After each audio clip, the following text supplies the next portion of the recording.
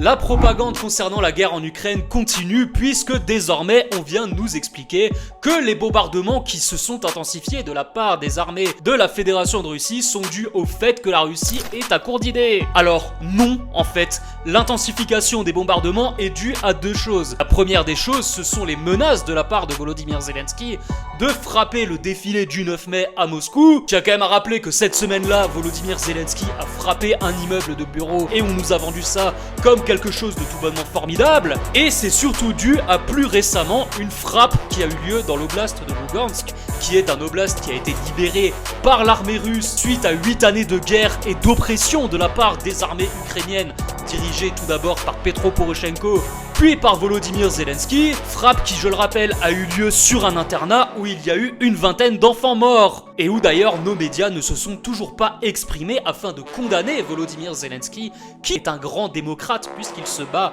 pour la liberté et la démocratie alors que ça fait plus de 2 ans qu'il aurait dû organiser des élections. Mais ne vous inquiétez pas puisque ce dernier peut toujours compter au soutien de poids de la part de candidats français, puisqu'après Bruno Retailleau, qui très probablement va faire moins de 5% aux prochaines élections présidentielle, c'est désormais au tour d'Édouard Philippe de s'y rendre, et ce malgré le fait que la Russie ait annoncé que les diplomates et les ressortissants étrangers devraient quitter la capitale ukrainienne parce que des frappes pourraient à nouveau se produire. Vous jouez avec le feu les gars, et je sais pas si vous vous rendez compte de ce que ça voudrait dire une guerre face à la Russie. Ça voudrait dire la destruction pure et simple de l'Europe.